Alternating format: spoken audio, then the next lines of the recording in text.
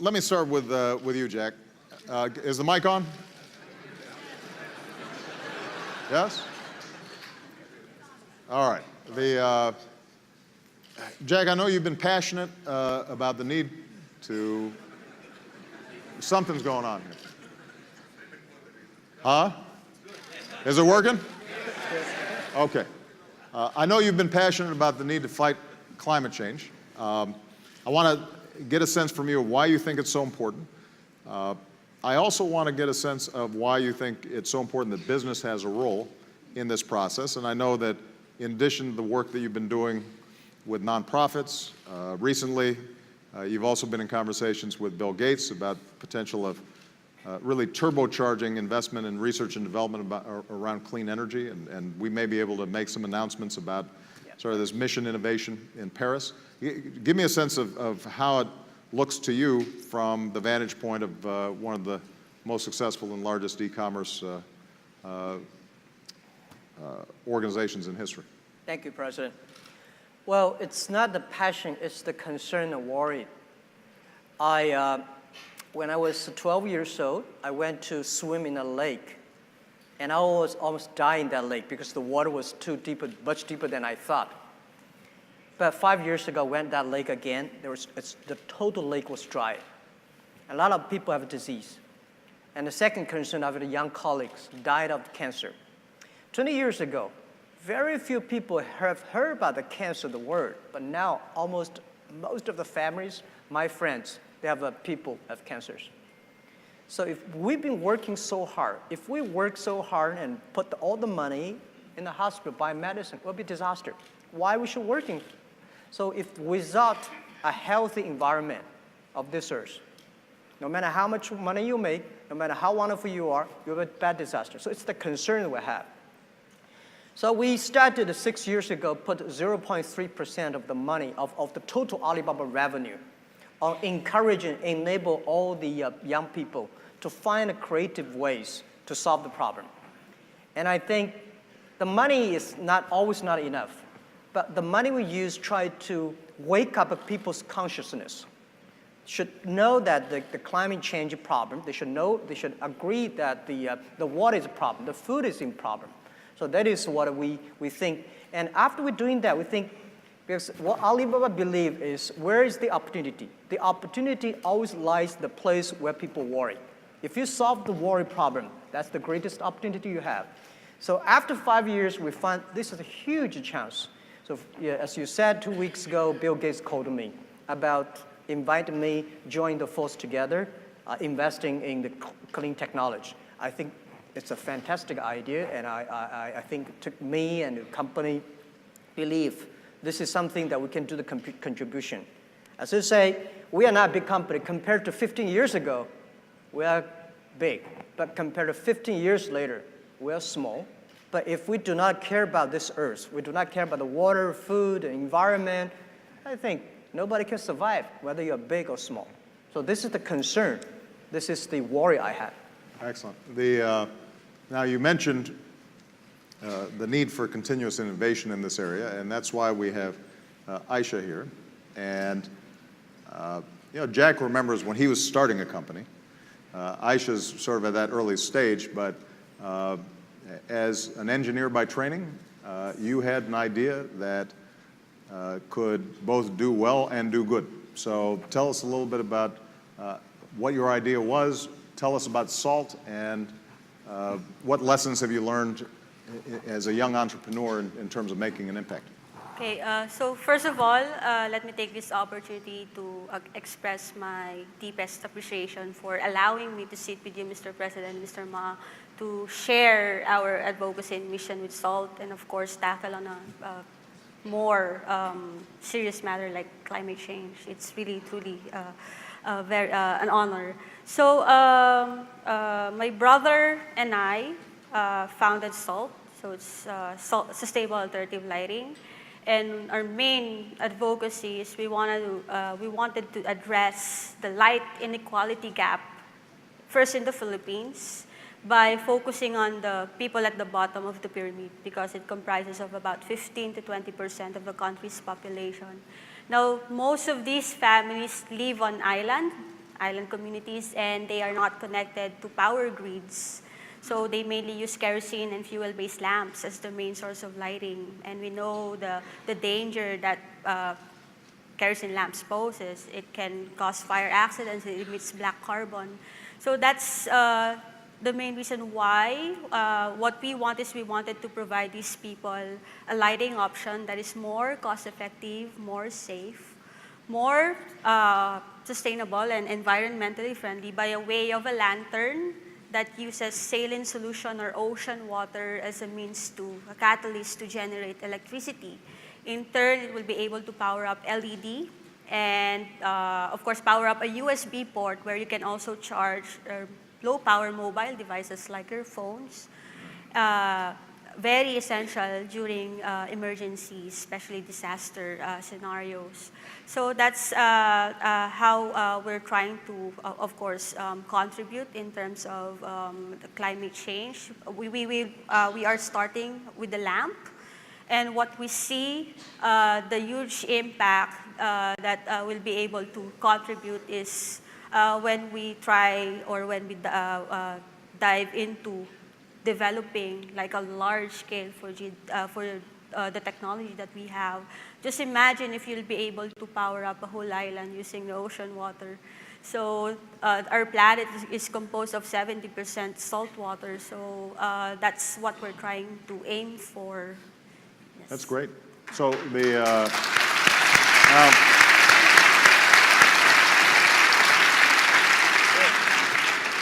just to be clear, Aisha, so with some salt water, the device that you've set up can provide, am I right, about 8 hours of Yes, lighting? 8 hours of lighting, and all you need to do is you just have to replenish the saltwater solution, and then you'll have another 8 hours of And the lamp operating is $20, roughly? Around $20. Around $20, and it will last you for? There's a consumable inside that you have to change every now and then. So the main explanation, the main science behind the lamp is it's a chemical reaction. Right. You're trying to convert chemical reaction into energy. Right. So there's something inside that you have to change, but you only have to change that like 6 months if you're using the lamp 8 hours a day every day, and that only costs the consumable part around $3, $2, $3. So you're just going to sustain the lamp. You just have to spend like $6 annually, and that's, Which means that you potentially save even within a certain amount of time. You're already saving enough on kerosene to have paid for the lamp, and then from that point forward, basically, you're getting a modest amount, but important amount of electricity Yes. that you can use for a wide variety of purposes. yes. So I think Aisha is a perfect example of what we're seeing in a lot of countries, young entrepreneurs coming up with leapfrog technologies. In the same way that in large portions of Asia and Africa, you know, the old landline phones never got set up. People just went straight to mobile. And obviously, they're buying stuff through Alibaba on there all the time. But the point is that they did not have to make some of the massive infrastructure investments. This is part of the reason why the old idea of development and environmental sustainability, I think, is outdated. It does raise the issue, though, of how we can do more to support young entrepreneurs like Aisha. And Jack, you have the benefit of having been on both sides of the equation. Early entrepreneur, scratching and clawing to get things done, and then now obviously a very successful businessman. How can both government and larger companies be assisting in creating the kind of climate for innovation that encourages young entrepreneurs like Aisha? Yeah, government is simple, just reduce the tax or no tax for these guys. There you go. Well, You got a lot of cheers from your fellow CEOs. yeah, but I think I feel so excited by hearing the story. Like startup for entrepreneurs like a baby. And I have 5 babies so far, experienced father. Do you love them all equally, or is there? Yeah. Do you have some favorites? You shouldn't say that. I do. You know, Alibaba, Alipay, Taobao. You know, these are the kids that I have. But one thing, my advice, we just had a discussion at the back office that nobody can help you. We can only help ourselves. Investors, government, and partners, they are uncles and aunties. You are the father. You are the mother of the kid. Don't give up the kid. Because when we start up talking about our kid, our passion, it all sounds crazy. But you are the guy, take care of the kids. But what we do is that we are a platform. Our job is to enable. On the 11/11 day, we sold $14.5 billion, and this year we got like $500 billion sales totally on our platform. We do not sell anything. We empower others people to sell. So our platform is to empower the small business to realize their dreams. Company like that, we have a company that is, they have an APP helping trucks because the truck logistic, they normally deliver things from this city to that city full of packs. But when we come back, all empty. So the applications try to making sure all the truck drivers can find the resources. So our technology and platform try to empower this company. And last year alone, they saved $1.5 billion fuel because of the thing. So I think using the technology in innovative ways, and all other things, big companies, it's difficult for big companies to keep the innovation keep on. The innovation is always outside your company. So for us, when we see companies like that, we're excited, we put the money inside, we're using technology, and we also promote them on our platform if they are environment friendly. Excellent. Yeah. Aisha, what have been the biggest challenge for you in terms of scaling up? You've got a technology, you feel confident that it can work. She's won, by the way, a lot of prizes and gotten a lot of attention, so this is not like one of those infomercials where, you order it and you can't make the thing work. But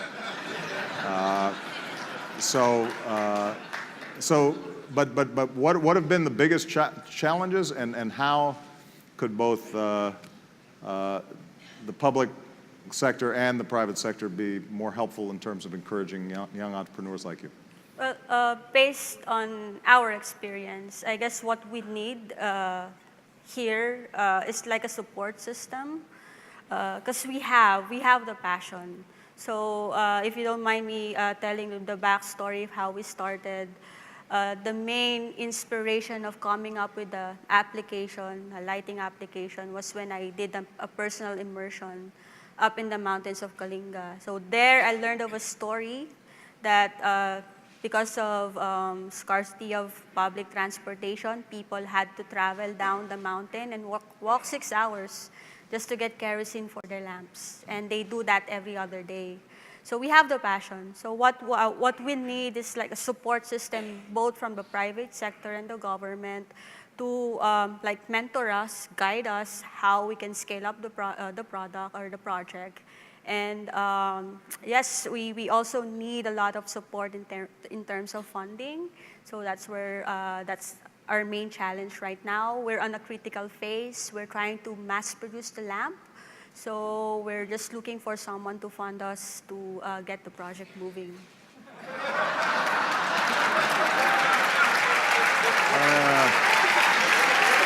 I'm just saying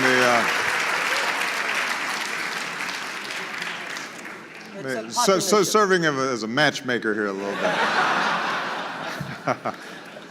But a couple of things, and I know we're running out of time, but I just want to comment on. First of all, I do think that there's a role to play for government in providing tax incentives for the production of clean energy. What's been interesting, if you look at solar, for example, heavy subsidies on the front end, but because of the trend lines in reducing the costs per BTU coming out over the last several years, it's exceeded many of our expectations. and increasingly the subsidies become less and less necessary. So early phase, you may need some support. Over time, less support.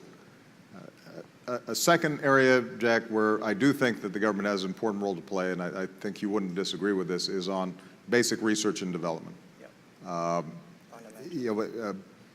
Most of your businesses, the people in this audience, you have an R&D budget, but oftentimes it's commercializing a technology that's relatively proven, tweaking it, where governments can do what it's hard for companies to do, is to that front-end basic research that doesn't have necessarily an immediate payoff, but will then serve as the laboratories for young people like Aisha to discover, based on that basic research, I've got a new idea and I can do something else. And that's, in fact, how the internet came about, in part, was a combination of incredible innovation, but also some basic government funding that had come in on the front end.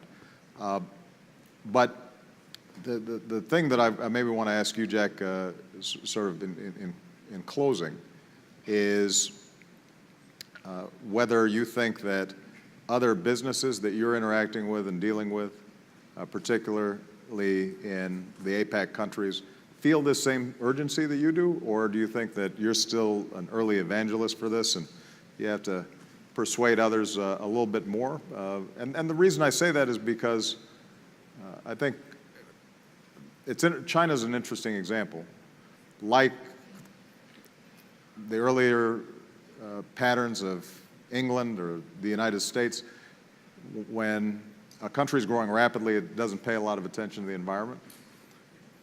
As it enters into sort of middle income status, suddenly people start looking at cancer rates, they start looking at the air, the water, and you become more conscious and that's a good, a value that we have to price and care about. And I'm wondering whether you think your fellow business leaders are seeing that same kind of transition and opportunity in this region. Yeah, I think I take China, for example. I think today, because of the air in Beijing, the smogging, it caused attention and government and all the business changed a lot in the past 4 years. I just came back from Beijing 4 weeks ago. My throat was painful. And I think we organized called a Paradise Foundation. I invited 45 business leaders in China. All joined, all put the money inside. And we think that there are a lot of things business should do. It's too late to complain whose fault. Whether your fault or my fault, let's solve the problem together. It's the combined work of government, private sectors, scientists, and sociologists and philanthropists. We have to work in together. So I think the thing is that how we can work in a way more efficiently. I believe always you should have a philanthropic heart inside, but business way, because you have to get the things down. That is why scientists tell us how to do properly. Business should tell us how to get things done efficiently, and government should have the good environment and foundations of researching. And also we need a lot of media's guide to tell people how we do it. But I think this area, Asia Pacific, especially China, we are taking good actions, but we need to do in a way that is really workable. I bought a big piece of land in Brandon, Adirondack in the States, the forest. The reason I bought it is not for buying the forest. The reason I bought it is by the experience of how America solved the problem in the last century, 30s. How they solved the problem there. It will bring the technology, bring the know-how back to China, back to this part of the world. I think it's the opportunity. Good. And it's too late to worry. We have to make action, join together. This is what we believe. Excellent, excellent. And Aisha, the closing comments. I mean, obviously, you're about to scale up, and we're confident that you'll be successful. But one of the most important things that you've said, in my mind at least, is that this starts from the bottom up. That whether it's in the Philippines or in Tanzania or anywhere in the world, that people who are trying to improve their lives, that they can't be asked to just stay poor in order to solve this problem. They need electricity, they want transportation, they want the same things that exist in developing nations. But what that means is that if we're working at that grassroots level, seeing what folks need and figuring out in an efficient way how to deliver improved quality of life while being environmentally sustainable, that's an enormous opportunity. But it starts at looking at the aspirations and hopes of ordinary people. Is that a fair thing to say? Yes, it's mainly a collaborative effort. You should not just rely on the government. Of course, you should also do your part, both as a citizen of the nation to help your people. So like what we're doing, I'm focusing on what I'm good at, which is, of course, R&D, research and development. And we just entered, with the help of local incubation program here in the Philippines, we were able to partner with a local manufacturing company who's trying to help us assemble the lamp. And we're also in talks. We are getting so many support from organizations and foundations to distribute the lamps across the Philippines. So with all those, it's a collaborative effort. So you have to, of course, be open with regards to partnering and helping out people, especially in our case, people that don't have access to electricity. Electricity is a basic need, and light is a basic need, and we should be addressing that. And before I get to my closing remark, I would like to focus on climate change, coming from an academic background. So I just wanted to emphasize that climate change is real. So it's a fact. It's not a myth that scientists created in order to get funding or grants. So it's real. So it's happening now. Just to give you like a simple analogy of what stage we are in climate change right now, it's like climate change is like cancer. So at stage 1, your cell starts mutating. And then at stage 2, you start feeling the symptoms. If you're self-aware, you go to the doctor and get treatment. If you're not aware, of course, you take it for granted, and then you go on to stage 3, you start feeling the severe effects of the symptoms until finally stage 4, you're noticing that your health starts declining. You get the best oncologists, pay the best hospital, but it's not working because everything is too late. Right. So climate change is like that. So right now, I believe so, we're on stage 2. So we're stage 2. So I'm just saying, people. It's You don't want to get to stage 4. yes, and we don't want to get. And we all have a huge investment in making sure that our children, our grandchildren, our great-grandchildren are able to enjoy prosperity. And that's dependent ultimately on a planet that accommodates us. I will say that the lamp you talked about, in addition to providing light, you can also charge a cell phone, right? Yes. And if people have these lamps, they're more likely to charge their cell phone, which means they're more likely to use e-commerce. Yes. Yeah. And more likely to purchase things We will sell it online. So I think that there's a synergy here. Everybody please give Jack and Aisha a big round of applause. Thank you.